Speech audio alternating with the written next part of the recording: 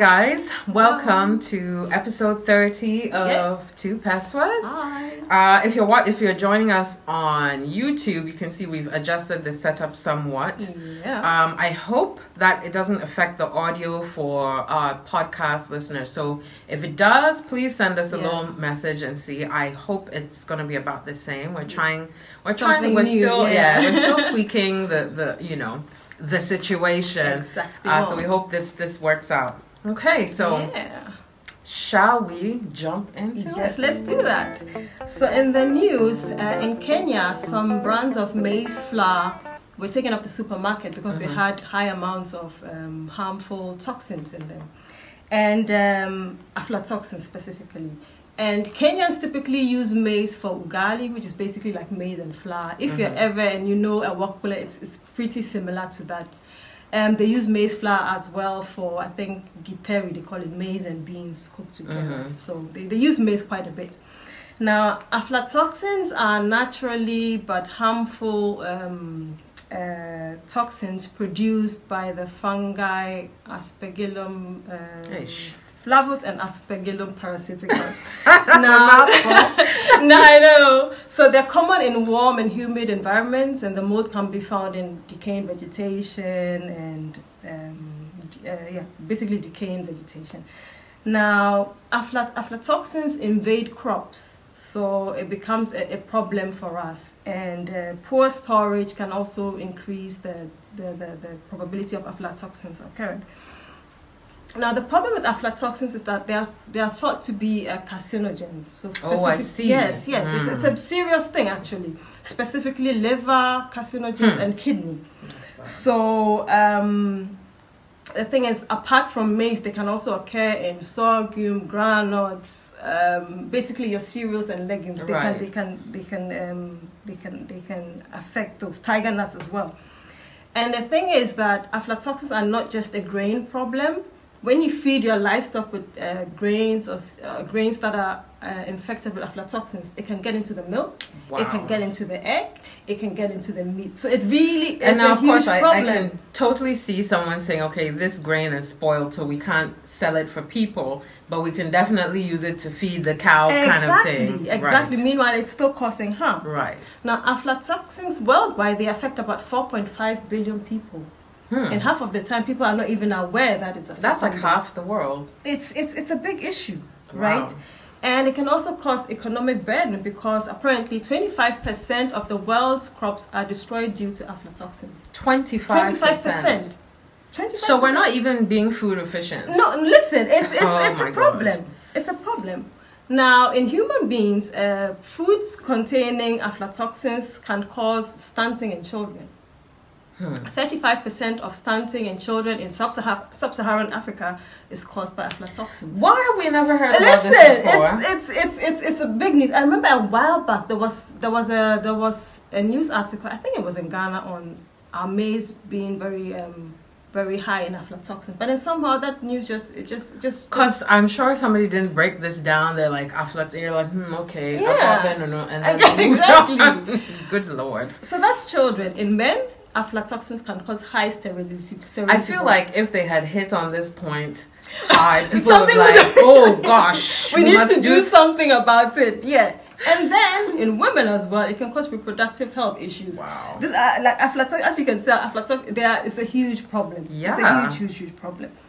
Now, Kenya is regarded as the world's hotspot for incidents of aflatoxins for some reason. There is a safe level that you can have with aflatoxin so that you don't, like I said, you can have a safe level. In Kenya, that level exceeds, it's 13 times higher than the level supposed to be, right? In Ghana, the per capita consumption of maize is about 45 kilograms per year. And we consume quite a bit of maize. So, you've got your roasted maize, you've got your cooked maize, you've got your banku, you've got your kenke, whatever.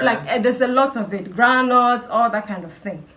And it is also said that in Ghana, our levels are also actually way above the American and the European standard. So what happened? What has happened in the past is that foods that we've wanted to export has been rejected. Rejected because they don't test. They pass. No, the levels are too high. And first of all, you say, okay, economically for us that's not good, but for our health that is dangerous. Because for our health. Again, the things that are rejected for export, guess what? They probably just sell it in the local market. That's the thing. You know, and I just think that it would be great to be able to track a produce from when it's planted like onto the table. But I just don't think that is something somebody's gonna be like, let's not tell the people, let's just hide it, let's just clean it, and then it's just gonna go with it, right? And in Ghana, there haven't been any reported deaths due to aflatoxins, but I don't think it's because it's not occurring. It's just that we don't have the data. Yeah, right. Or they test, and we just don't have the data. It's happening. Nobody is checking. It's he just died because he ate too much maize or something, right? And then that's it. However, in Tanzania, 18 people have died. 18 people died in 2008 due to aflatoxins, and in Kenya, 10 people in 2010.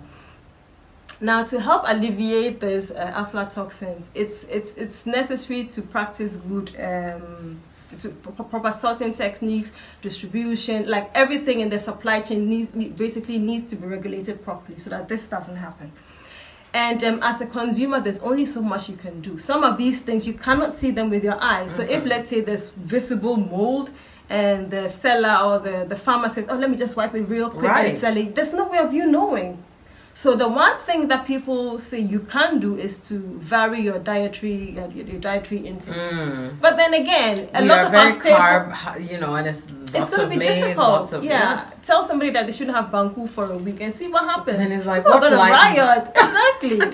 So that was just a little bit of awareness on aflatoxins. I know they're doing some work in Ghana. I think they've introduced, I think it was fungicides to alleviate this problem. It seems to be working pretty well. But something I think that we should talk about, aflatoxins are hurtful, harmful to humans, to livestock, to plants. So I think there's something we need to be talking about. Absolutely. Well. And I had no idea. And I'm shook now and paranoid on top. So, so that was my in the news. Aflatoxins. Wonderful. Thank you. Okay, so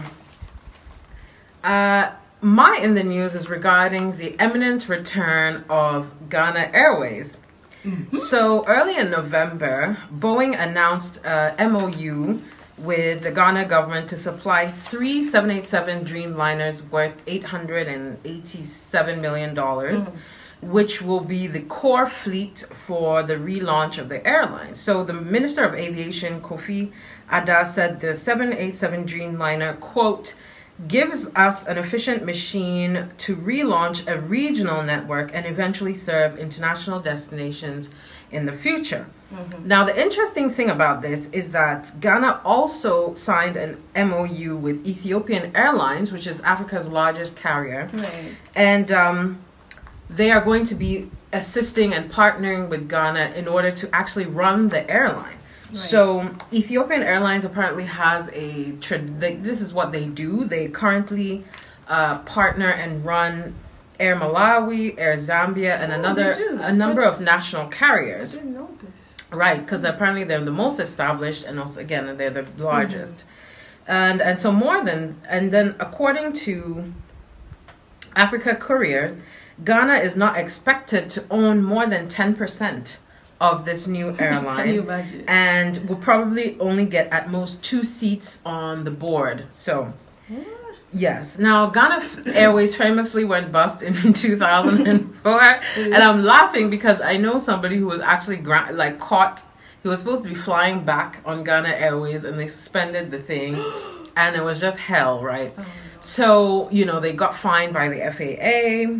They were already over $100 million in debt. And as you know, infamously, the last DC-10 plane we had is now a restaurant in the airport. And they think it's cute, but it's not. It's just a lasting symbol of our inefficiencies and failures, if you ask me. Couldn't even make the restaurant cute. But whatever. I digress. So I find it somewhat sad, really, that we ultimately are even saying ourselves that we cannot run an airline. That's the thing. We're not able to. We're not able. I mean, why does Ethiopia what makes Ethiopia so unique that it's just about management skill and we all know what happened to Ghana Airways. People were walking on they were treating it like a trotro, basically. Like, you buy your ticket, you get there, and they're like, oh, you can't fly today, because people would just show up on the day of. They're like, my friend works at Ghana Airways. They just put people on the plane. I knew it happened a lot. People just showed up on the day, and they're like, oh, this is the minister, and this is his friend. So he has to get a seat. So he has to get a seat. And they weren't paying either. You can't run a business like that. No, especially with airline, which is the margins are notoriously small. Yeah. So you even have situations where, like, Ethiopian Airlines, I believe, is a member of Star Alliance. Now, what all that is a bunch of competitor airlines had to be like, look, it's not going to work. We're going to have to share these routes, and we'll all make a little bit of money. That's how bad it is. So for you to step in with me and my cousin are getting on the plane because my uncle is a minister and he said we should come. And then somebody with a ticket, you cancel their ticket, tell them to come tomorrow, all this. So the last flight of Ghana, first of all, our last experience with Ghana Airways, when we arrived, we got a third of the luggage. We actually I've had only good experiences. I think it was only twice. Well, we had good experiences until that one. And it's when we were moving to Ghana, because they had a huge baggage allowance. So we're like, okay, Ghana Airways. Yay. So out of the 9 suitcases or something, we got like 3. It was tragic. And as I said, my friend, he went to the UK. And they said there's no more Ghana Airways because they've been grounded. And so they said, okay, they're arranging new flights for those people that were supposed to be on the return back to Accra. They said you have to tune in to some Ghanaian radio stations. What? I listen and wait. And if you hear your name, come to the airport. No notice. So people are like, because most people are in England hustling, doing their little job. And so he said I have to carry a small radio. Listen. It was a mess. Everything is a joke in this country. Everything is a joke. So, and then apparently in 2015, they tried to remix it with Ghana International Airlines, and that didn't last. That didn't last more than like 3-4 years, and that flopped as well. Oh my God. So, with Ethiopian Airlines involved, I'm sure it'd be much more efficiently run. You can't come there and do your friends and family, girlfriends and mistresses thing. Right. But it's still kind of sad to me that, as a nation, our self-sufficiency cannot even extend to our own national carrier. And that's the thing. When I saw the headline, I couldn't be excited. No, what's exciting about that?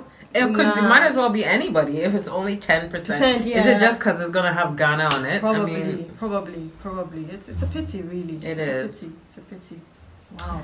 So yeah, that's mine. The news. They're supposed to be coming back in 2020, so I guess look out for them. We'll see. We will see. There's been talk about this before, hasn't there? In the past, about Ghana was coming back, and then we hear nothing. And then, my goodness. Oh, it's Ghana we did. I guess all your year of return types can go on Ghana Airways next year. We'll see how that goes. Oh gosh, yeah, that's insane. That's insane. All right. So that's me. Okay, nice one. Cool. So then we're on to songs of the week. I have 3 songs for you today. The first one is by a group called Collective featuring Thames, and it's called Kiss the Fire.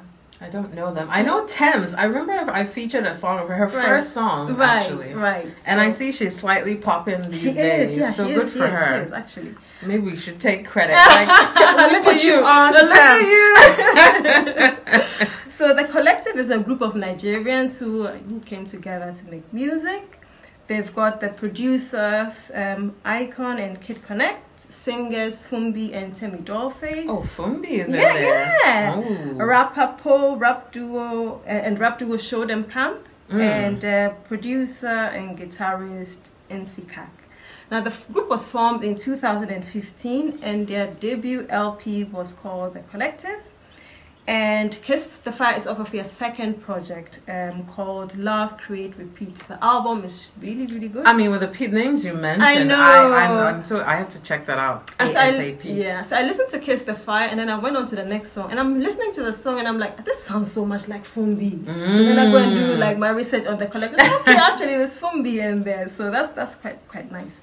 Now, Thames, Peaches has talked about that before. She's called Temilade Openi. and she's a neo-soul alternative R&B artist. She's known for her song Mr. Rebel, and recently, I think, Try Me. Yes, yeah. Which is doing quite well. Well, exactly. So that's the song for you, Kiss the Fire. Really beautiful song. Go check it out from the album Live, Create, Repeat.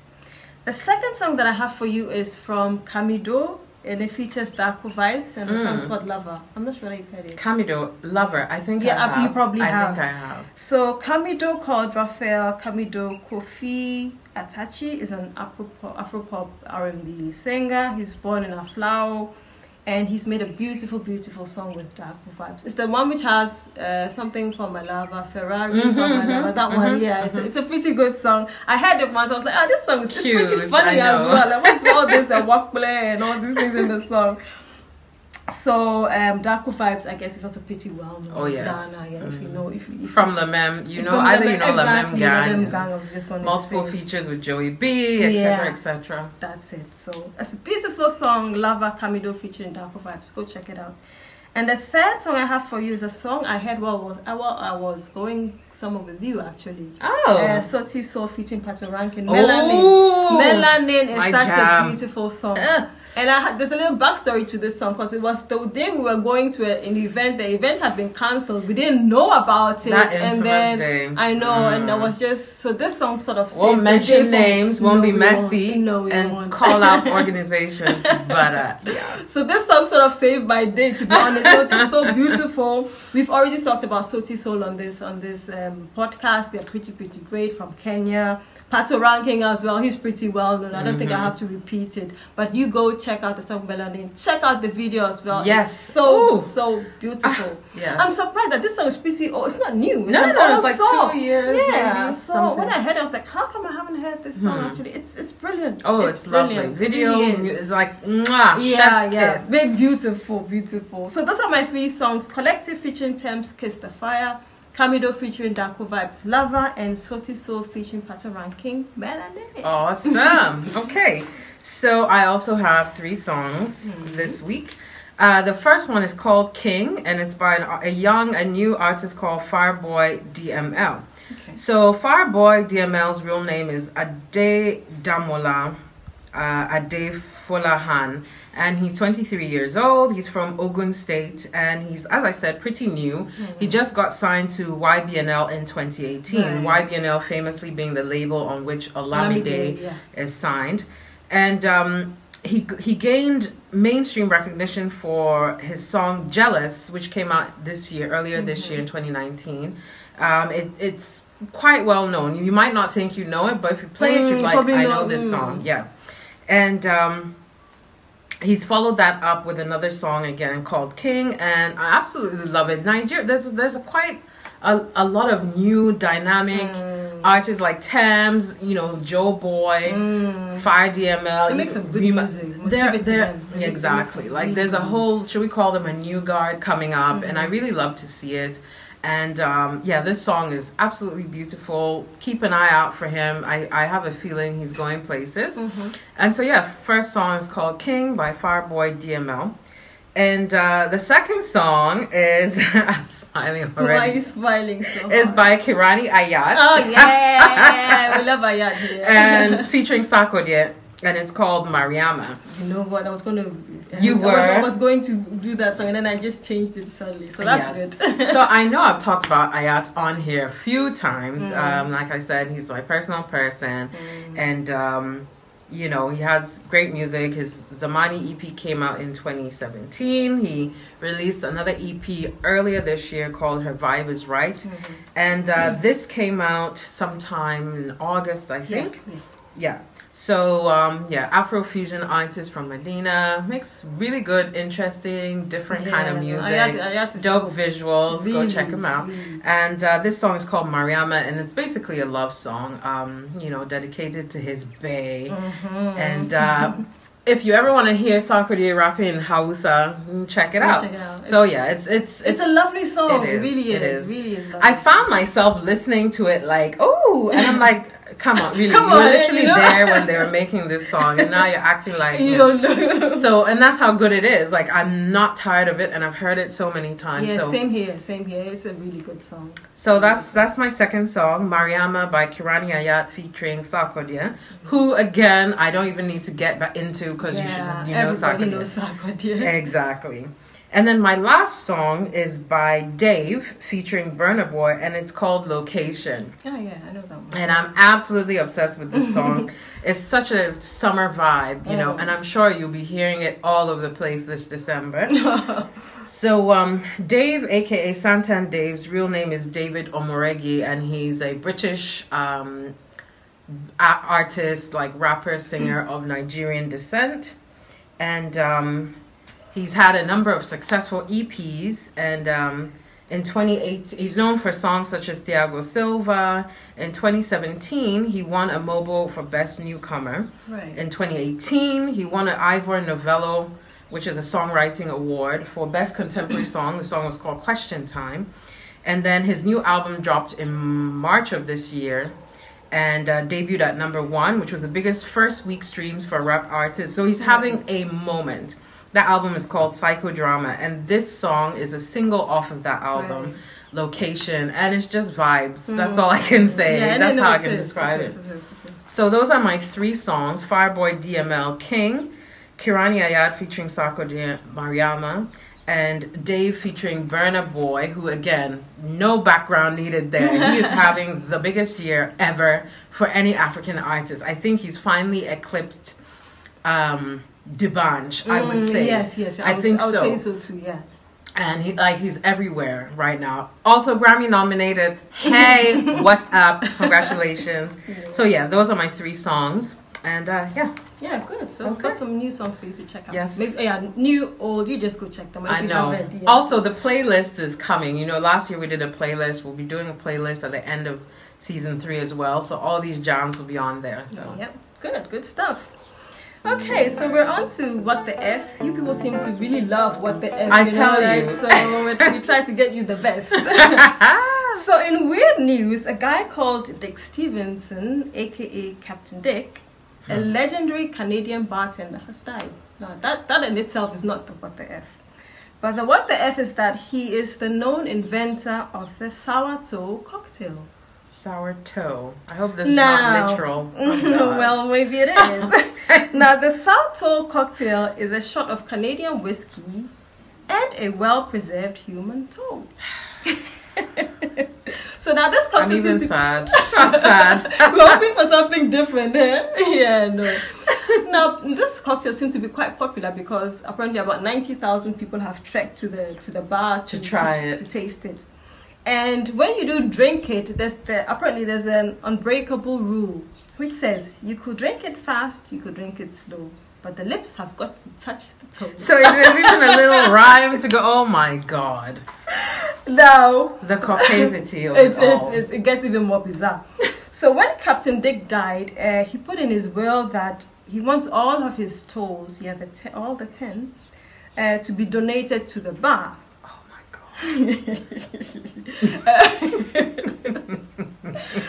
But before he generously offered his toes, there were 6 mummified ones which were already available. Can I ask, whose toes are those? I'm getting to that. So, and he also wants his ashes to be kept in the bar. Now, the story behind the toe and the whiskey is that a rum runner lost his toe in a frostbite in 1920 and decided to preserve the toe. Then Captain Dick went to found the cabin where the guy was, or he bought it from the brother of the guy who lost the toe. And for entertainment with his buddies, he would dunk the toe in the whiskey. And eventually then started serving it. So this toe is from 1920 on top of everything else? Yes. It is an original, toe. I'm tired of Caucasians. Yeah. Honestly. But the thing is that... Sorry to... Listen, I have some... Listen, I'm joking, guys. I love people. I love everyone. I'm joking. But some of y'all do the most, and you know it. Too much. You're drinking toe juice. So... Yeah. Now, the original toe actually was lost in 1980 when a man accidentally swallowed it. Now, people have swallowed the toe on purpose, have stolen it, have returned it. People have decided to donate toes for this, and it's a very bizarre thing. But apparently, people like this. People like bizarre. People like weird. So that's that. Captain Dick and the Sauti. This is, and I like slightly nauseous just hearing this. It's just madness. It's weird. But I guess people are always wanting to try new things, living on the edge, being extreme. And then say, I've actually drank the Sauti cocktail. Yeah, it touched my lips. I'm one of the few, you know. So first of all, I have a feet thing. I'm not big on feet. And so for some man's crusty ass which is like 60, 70 years old, so whichever it's 20 years, the new toe, I can't. People like this. People like, I wouldn't do it, but people like, I've done everything in my life. This one thing I need drink toe cocktails. So, you know, there you have it. There you have it. The Sauti cocktail. Bizarre, but hey, this is the world we live in. So my what the F is not much better than this, you know. It also, I read it and got nauseous reading it. So let's just jump into it. So, you know, Eddie, you've always been you've talked on the podcast before about how wedding costs are getting out of hand, and we need to cut our coats according to our cloths, and so on and so forth. Well, a young gentleman from Japan, I guess, decided to take your advice. His name is Kiwami, and he uploaded a video to YouTube of himself crafting an engagement ring for his girlfriend. So, which is nice. He decided to make his own engagement ring. Now, the problem is the ring wasn't made out of diamond, it wasn't rubies, it wasn't cubic zirconia. Oh no, not Kiwami. Kiwami decided to make his centerpiece by collecting his nail clippings for 1 year, grinding them into a paste, squeezing down the moisture out of it in some kind of clamp, and then baking the resulting thing to form a gem, a black gem with which he was going to use to propose to his girl. That's right. Now, thank you. It's just... Why? Yeah, again, people just want to be different. First of all, when he brought out that box of nail clippings, I was already like, I need to go. I need a ginger ale or something. It's already too much. And then, like, the paste... just thinking about it makes me nauseous. I can just imagine him baking. The smell him baking. Can you imagine? Because when you accidentally bend, that smell it's very acrid and unpleasant. Oh my goodness! And also unnatural. I feel like there's something in your human genes or something that makes you averse to the smell of hair, human hair, because that's a bad sign. So like our answer is hardwired into our basal whatever. That smell is like one of the worst things you can ever smell, because it means you're on fire, which is bad news. Exactly. So honestly, burning hair, burning nails, and so there he go. And I'm like, if I was his fiance, true, I'm like, oh, that's cute. Where'd you get it? I made it from my nail clippings so that you could always carry me with No. Take your thing. No. Can we just go down to Zales or whatever you have around where you are?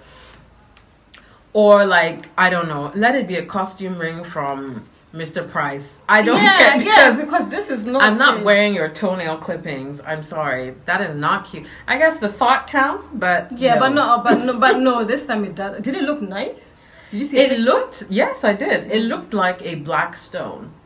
So I was quite fascinated, but I was disgusted as well. It is quite disgusting. Don't do that. Is it just his finger or toenails as well? Everything. It was a big box of clippings. I didn't want to focus in to see where they came from. And no. And the fact that he kept it for a year to get enough, like, I guess, whatever materials to be able to press the thing down and make it. No. It's never that deep. No, it's never that deep. It isn't. But get a cheap ring and let it. Thank you, and call it a day. This arts and crafting going too far. Yeah, we beg. Left it in kindergarten. We beg. Come on. You know. So that's my what the F. So we've got toes and nails this week. Honestly, it's crazy. I know it's insane. It's insane. Oh wow. The world. All right. Okay. So we're on to two Pesewas, and today's two Pesewas, I'm talking about love bombing. Oh. Now, love bombing is the practice of overwhelming someone with all the things that supposedly make them feel good. So the affection, the calls, you're promising them the world, you want to take them on trips, you want to move in with them, you want to have babies with them almost immediately, right? I believe in love at first sight. So not love necessarily, but you meet somebody, you click with them, like a natural vibe. This is not what love bombing is, right? Love bombing is based off of deceptive and a transactional nature. Now, research has shown that actually love bombers they tend to have low self-esteem, and they're very narcissistic. Of course, that doesn't mean all love bombers are narcissistic or all narcissists are love bombers. On the outside, love bombers may seem confident and independent, but they're battling with insecurity and emptiness, so they crave this attention from other people. So then they become this toxic, manipulative, ego-stroking, wanting person. So in the moment you become susceptible to them, you become their next object of, their next shiny object, so to speak. And a love bomber will typically do what they do to get something from you. So it's either sex or money or attention or validation or whatever. In the hope that you also feel that you're obligated to them. And right, because now he's giving me all this. He's called, now I can't do this because then it'll be rude. And then, okay. So you become dependent on them, right? And that's pretty manipulative. So a love bomber will do anything to succeed, right? He'll do anything to... They don't see the person that they're with at that moment as a human being. They're seeing you as an object to just a challenge. Yes, or a challenge just to satisfy their own needs.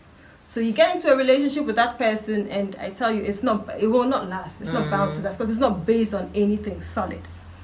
Now, a love bomber will also try to guilt you into justifying their bad actions rather than respect you. So then you want to set up boundaries. The love bomber doesn't like that. So then they start with the gaslighting, the withdrawal, the punishment. And then you on the other side, you the victim, you feel like, oh, what have you done? You need to, now you need to turn to them. So it becomes bait and switch. Yeah. So now they've given all, now you are the one trying to make it work. And it's horrible. I just think it's such a horrible thing. And maybe you may be successful in turning it around. Maybe you won't be.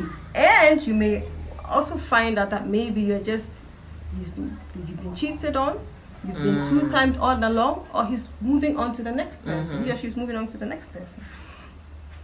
Love bombers also tend to be desperate for relationships. That does not mean that they do relationships particularly well. They just need that attachment that to someone. Yes, I just have this somebody. Let me just do this thing, get what I want, and then move on to the next.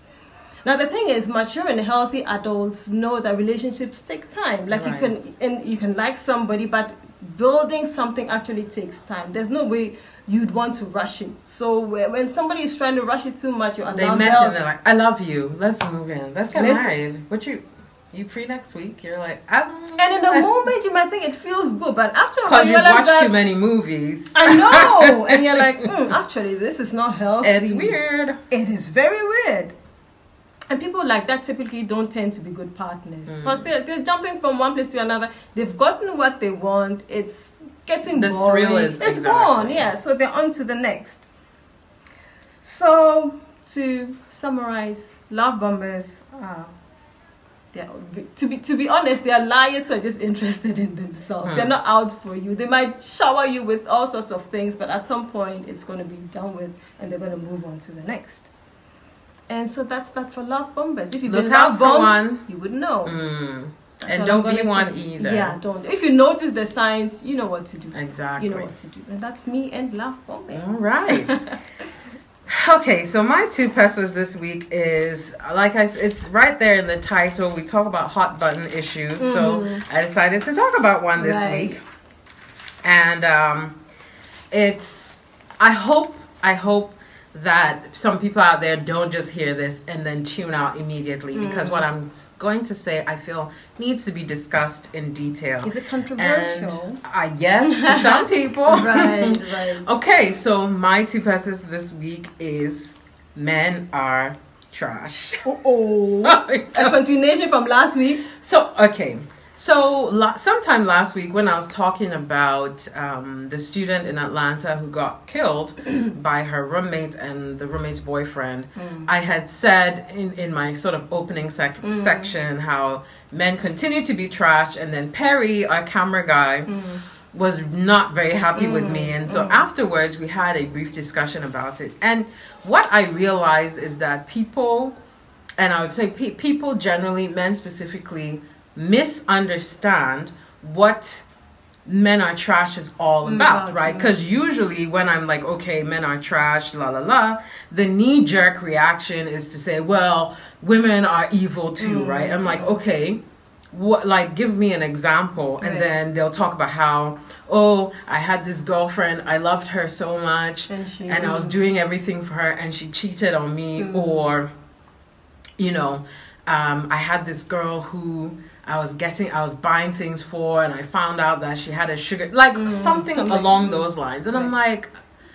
go on with that. This is not, I mean, like, men are trash is so much larger and deeper and more important than the surface level of, oh, your girlfriend is thoughting about, or whatever it is. We're talking about men killing people. Thank you. So I would like to really, once and for all, get into the discussion of what men are trash is all about. And I feel like going forward as a man, if you hear it, you're not going to bristle, because you will begin to understand that, no, okay, it's not just women complaining about things that they do themselves. Hardly. So, okay, shall we? Okay, so men are trash came into prominence as a hashtag actually on Twitter, and the purpose of it was to bring awareness to the epidemic of violence, physical and sexual, against women. That's how. Okay, specifically. So again, it's not about my man puts a lock on his phone, and when I try and ask him for it, he doesn't give it to me. So men are trash. That is absolutely not what we're talking about here. So when we say men are trash, we mean, or we're talking about South African student Uyenine, who went to the post office one Saturday to pick up her package and was never seen again because the postal worker raped her, beat her to death, and then took her body and set it on fire. By the way, I should have said trigger warning from the beginning. Trigger warning, if it's too much for you, tune out now. Men Are Trash is about the woman in India whose colleague asked to meet her in an early evening, and when she got there, he tried to rape her, and as she was screaming for help, 5 men showed up and then, beat this guy and roughed him up, so he ran away. But then instead of taking her to the hospital or police station, those 5 men decided to take turns raping her instead. And it was after she was raped for the 6th time in one evening that they left, and she was able to crawl her way by herself to a police station. This is what we mean when we say men are trash. When we say men are trash, we're talking about the 19-year-old in Las Vegas who broke up with her boyfriend because she said he was too jealous and possessive.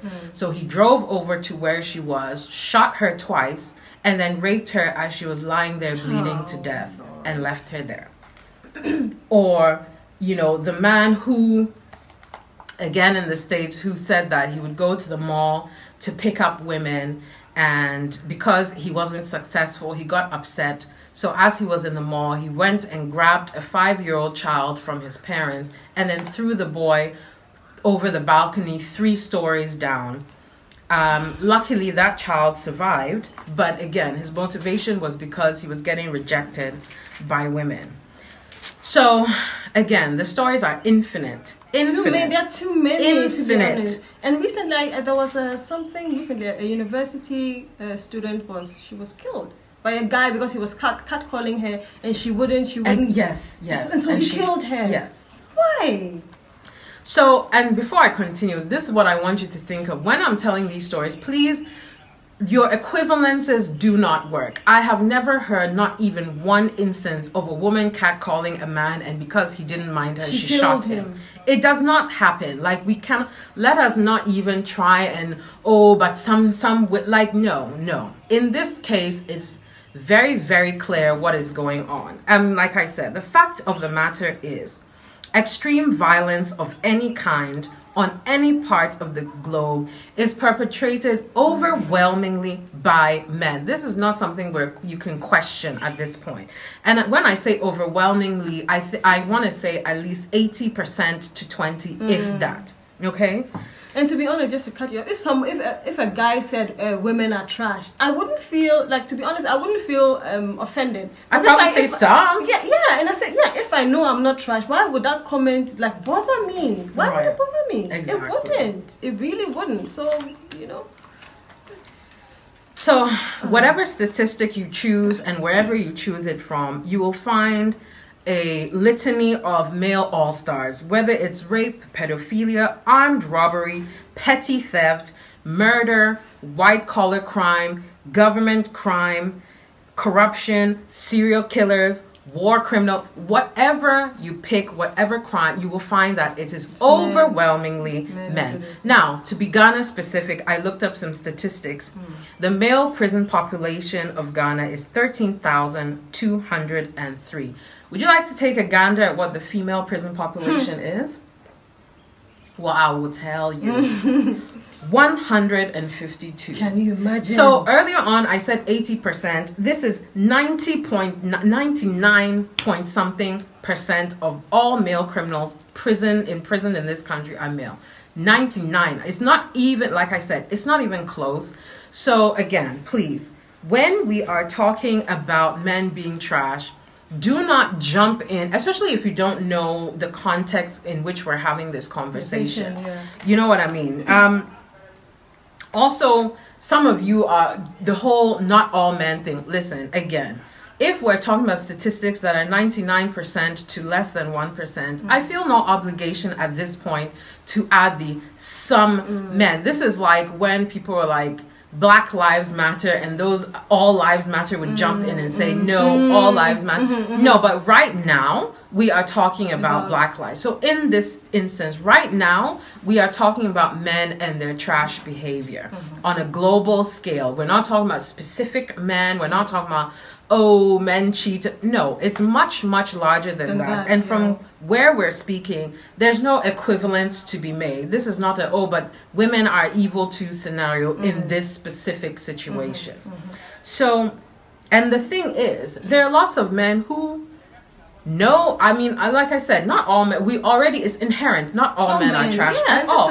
I happen to know, because the other thing people always bring up is like, if you say all men are trash, then you're saying your dad is trash and your brothers are trash. Not really, but I mean, they may exhibit some trash behaviors in the grand scheme of things. Right, or talking on the level most men try and talk about, he's cheating, or who knows. Like, I wouldn't want to say, decisively that nobody, my male friends have never cheated, probably.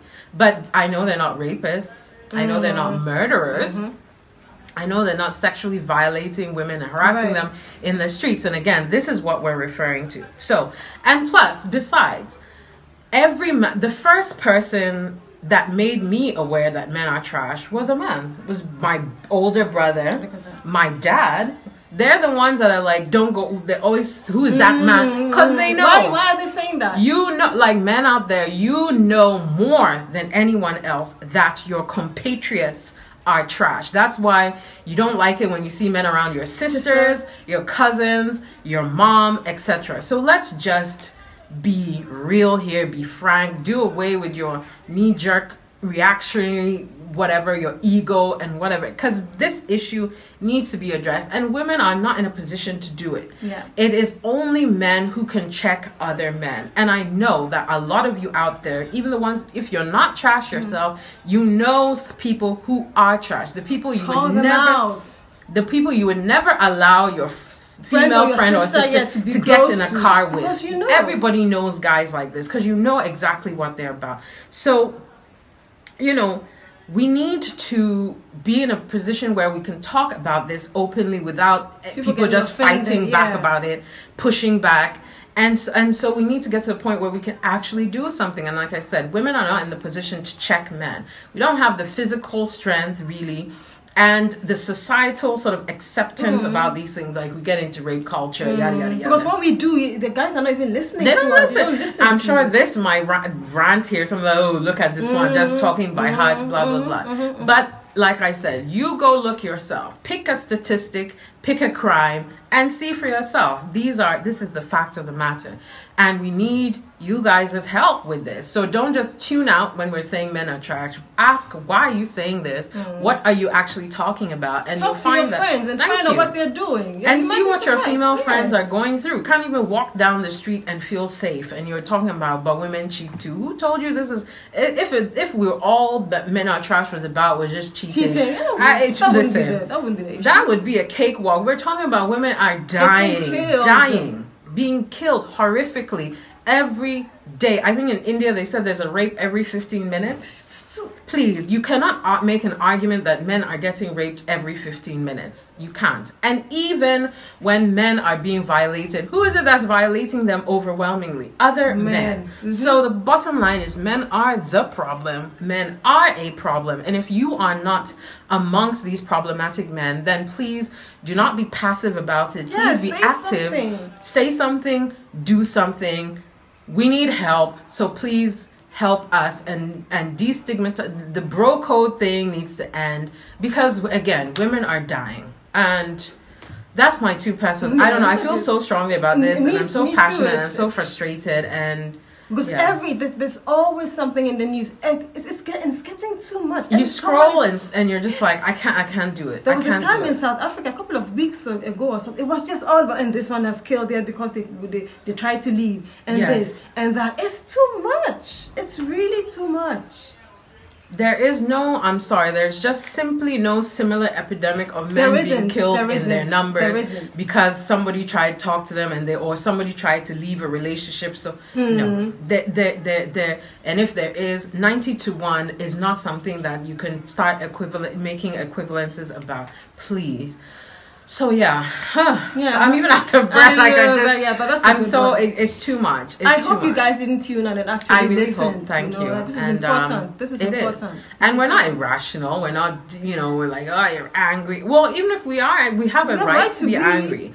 All of us here, each of one of us has been at the very least verbally harassed by men. Everyone they'll call you, if you don't like them, they'll be like, well, F you, ugly, whatever it is, you fat, ugly, whatever.